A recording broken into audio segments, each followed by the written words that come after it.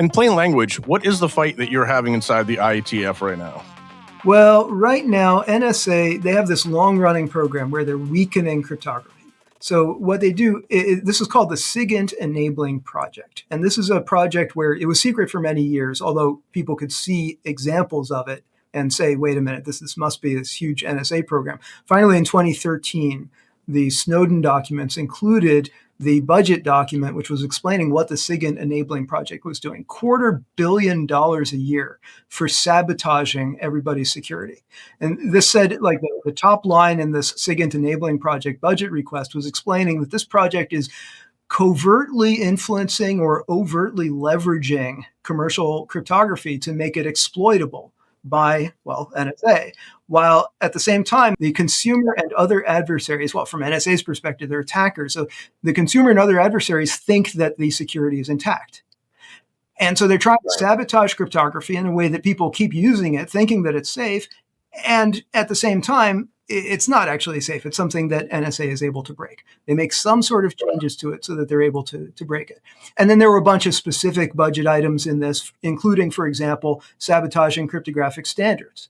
And well, that's what we've seen happening before that already a number of times. And subsequently, NSA is involved in these standards organizations, either directly or through their, can I say, minions? They pay people to help out with what they want to do. And they show up to these standards organizations and they say, look, here's something that is good for you to do. Or maybe they're sort of secretly working behind the scenes. That would be the covert part. But the overt part is where they just show up to a standards organization and say, oh, we're the National Security Agency. We're trying to promote security. It's in our name. And look, why don't we standardize this? And that's what they're doing now. They're taking something which is strong and they are trying to replace it with something weaker. Now, I have to be careful when I say something strong. Cryptography is never absolute. Security is never absolute. And we try the best we can to minimize risks, unless, of course, you're NSA, and then you try to add new risks. And that's what they're doing here. They're taking something which is sensible, and then they're adding unnecessary risks to that. That's what's going on. And I've heard you say before, like you prefer to use the term double encryption. Can you explain a little bit more about that? Yeah, so what's going on here is, first of all, context. There's quantum computers that are coming. I mean, we haven't seen one actually working yet. All the quantum computers that have been built so far, they're toys, they're science experiments. But it looks like they're on a path towards being real quantum computers. Like within not very many years, it looks like the public will be able to build a quantum computer that can actually do something useful. And there's all sorts of details, which I could get into, but the point is, it looks plausible. It's not demonstrated yet. And somebody who says, look, demonstrate it or else it's not real. I totally understand that, but it does look very plausible. Things are following the predictions for how the technology is improving. And so quantum computers are coming. My estimate for some years now has been that by 2029, there's going to be secret quantum attacks. By 2032, there's going to be public quantum attacks. The difference there is because, well, attackers have been doing this sooner and investing more money than the public. And then, well, you have to kind of estimate how much impact that has on how far ahead the attackers are. So, okay, there's this problem coming up. It's not like we're sure about the timeline at this point, but so far everything's been in line with these predictions. And then, all right, suppose the attacker has a quantum computer in 2029. What does that mean? It means that for, say, $1 billion for this quantum computer, and a big attacker, maybe they can even have several of those, and it's going to get cheaper gradually over time. For one of those quantum computers, they're going to be able to break thousands of elliptic curve keys, ECC keys, or thousands of RSA keys, depending on the exact size. I mean, thousands is a sort of rough estimate from the latest papers, and it wouldn't be surprising if it's like 5 times more or 5 times less, but that's the rough ballpark.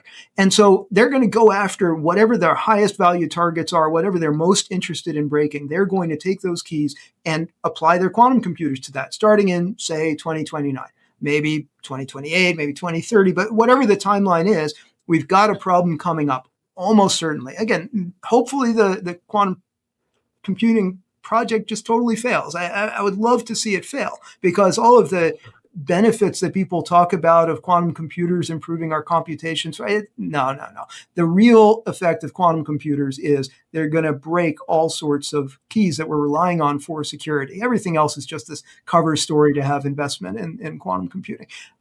Maybe they'll have some, like people talk about how quantum computers might improve fertilizer, for example, like have better chemistry to produce better fertilizer. But the real obvious impact of quantum computers is breaking security. And that's certainly a lot of investment. Now, all right, what do we do about this? Well, there's something, I coined the phrase post-quantum cryptography many years ago. And this is something where I've been putting a lot of work in, and hundreds of people have been putting a lot of work into post-quantum crypto. And so what this is supposed to do is you're designing cryptographic systems which you try to make them resist quantum attacks. So you can use, based on the laws of physics, you can figure out what quantum computers will be able to do if they're built. And starting from that, you can say, okay, let's try to figure out what we can do with these quantum computers. And that's a question of designing attack algorithms. And then how can you design a cryptographic system which resists that? Which is the same sort of thing cryptographers have been doing for many years with, I would say, more and more success, or fewer and fewer failures before quantum computers come along. But then quantum computers, they expand what the attacker can do. And so we need new cryptographic systems which can protect against these quantum computers. Now, people have tried all sorts of ideas for building post-quantum crypto, which can hopefully protect against quantum computers. But half of the proposals have been broken by laptops. And it's really, you're trying to protect against these big, powerful future computers, and you come up with a design that's supposed to be able to do that. And somebody says, hey, look, here's some software which breaks your system in 10 seconds on a laptop. It's kind of embarrassing for all of us in the cryptographic. We're not able to get this.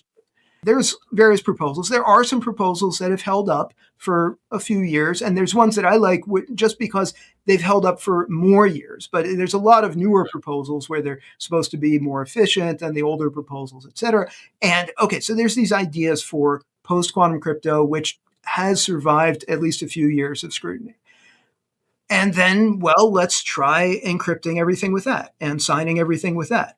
Now, the big debate right now is not about whether we do that. Almost everybody's in agreement that, we should try to protect against quantum computers. A few people will say, they're not going to happen at all. Let's not bother. It's just a waste of time. We have better things to do. But the consensus of almost all the people who've been looking at this is we better do something just in case quantum computers come, even if we're not absolutely sure they're going to come. Let's protect against that. And then, all right, so let's roll out some post-quantum crypto. But what happens if what we're rolling out turns out to be something else breakable? Or what happens if the software for it turns out to be something where people screw up? And that happens all the time. Now, the funny thing is, in a post-quantum crypto system, you're typically sending like a kilobyte or more of data, which is not very much data. But compared to the old stuff, compared to elliptic curve crypto, it's much bigger. Elliptic curves, you're typically sending 32 bytes. And that's nothing compared to a kilobyte or more of data. And so really obvious thing to do is just for signing, for example, you send along a kilobyte or 2 kilobytes of a signature with this post-quantum system, which hopefully is adding protection against quantum computers. And then you also, just in case something goes wrong, to not have a complete disaster, you just add another 32, 64 bytes to keep signing with some elliptic curve system. And then, so you sign with both. And of course, the receiver checks both of those signatures so that the attacker has to forge a message which is having a signature under the old system and the new system. And then, okay, that's the common sense thing to do. And that's what has happened for most of the deployments so far of post-quantum crypto until NSA started trying to screw that up. And that's where we are now. What is the one thing you most want people to remember from this conversation? I can't resist putting in another plug for this little webpage that I just put up, the action.cr.yp.to. So again, this is something which, thanks for posting the URL there.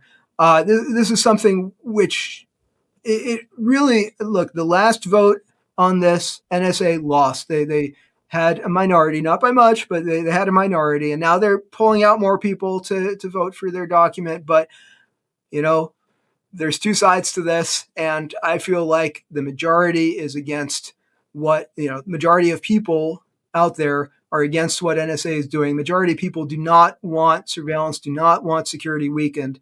And this is something we can do something about. It's just a question of raising awareness, getting out the vote, like they say.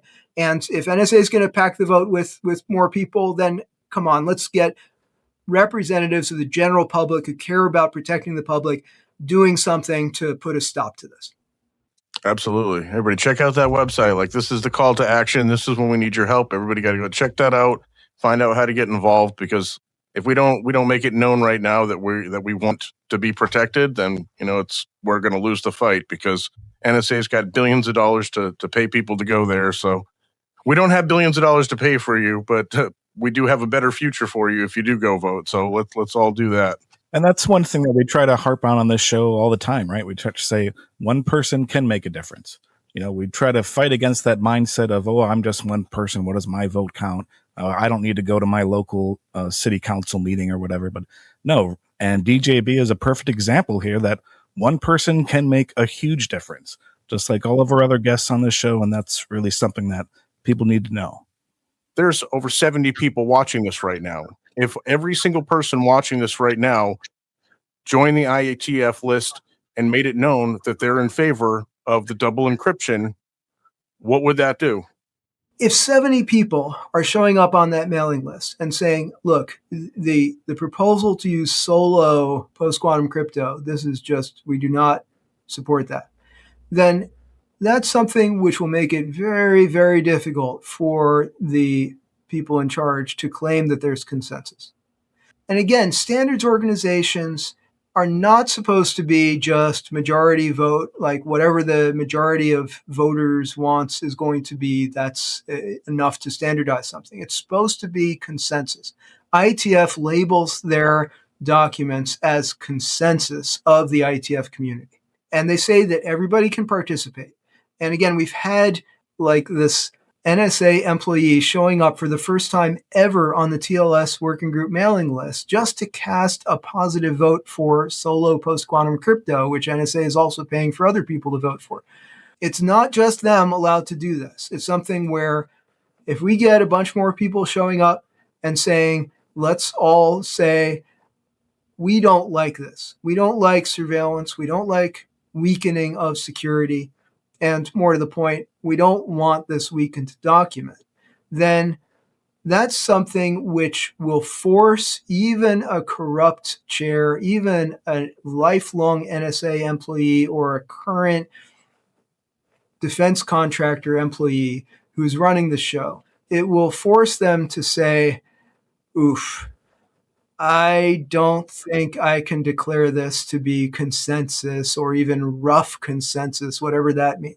It's registering a protest. And look, there are times when people come together to register a vote on something and they're hoping that that's going to be, they win the vote.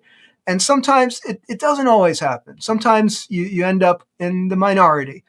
But you still manage to say something through that vote. You still manage to say, look, I don't approve of this. And there's a bunch of us who don't approve of this. And it's making a statement which is sitting there on the record, and it means something. Even if it doesn't win now, it's something which other people can look at and say, yeah, there are other people who care. And that's important. In this case, again, NSA lost the previous vote.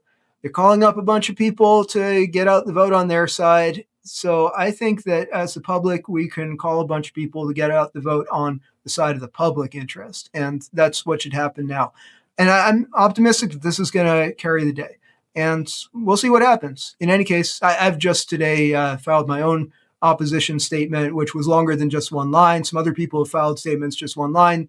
The chairs of the group said, oh, things have been discussed already, just say whether you support or not. So it's just fine to send in one line saying, oh, yes, I love NSA, please standardize this, or no, please, I'm in opposition to this, or even just saying, I don't think this has been discussed enough, so please do not standardize it at this time. That's a perfectly legitimate thing to file. And that's something where right now the votes that have happened are just a small group of people who are aware that this is going on, which is primarily NSA and defense contractors, and then some other people have heard about this, and enough that NSA lost the previous vote. But, well, okay, we're going to have to get more awareness. We're going to have to get more people who are realizing what's going on. Again, I have this little page, action.0.yp.co, and it includes links. I have a chart which is saying, one of the links is to a chart of the debate, which is saying, originally they were just very clear, NSA wants this, so we'll standardize it. And then opposition started building up, and then they started faking some technical rationales for it. Like, oh, it's really important to throw away the old elliptic curve stuff because high frequency trading. Yeah, that's it. High frequency trading needs really fast connections, and they're not going to be able to afford to use post quantum crypto if they're still using elliptic curves. This is all complete nonsense because high frequency trading, they're going to set up the session before the trading day starts, and then they're going to be switching over to some really fast, what's called symmetric crypto, which has nothing to do. It's not changing with the current proposals. It's something where it's not affected by this switch to post-quantum public key encryption. So it's really just totally bogus argument. But anyway, that sort of fake argument got posted after people realized, there's a lot of opposition to this. Anyway, I've got a link on this action page, got a link which is lets you look at the debate, lets you look at, I've tried to chart, here's the pros and cons that are being claimed and links to the original statements if you want to look at those. So you can catch up on here's what the debate is saying. And then decide for yourself how you feel about this, and then express yourself. Join the IETF TLS working group mailing list and just reply. It's still okay until, I think it was, they said it ends on the 8th, stops on the 8th of July. I'm not sure if that means it'll still be okay on the 8th. So I would say by the 7th, if you have something to say about this, then that's the moment to file something. And then we'll see what happens.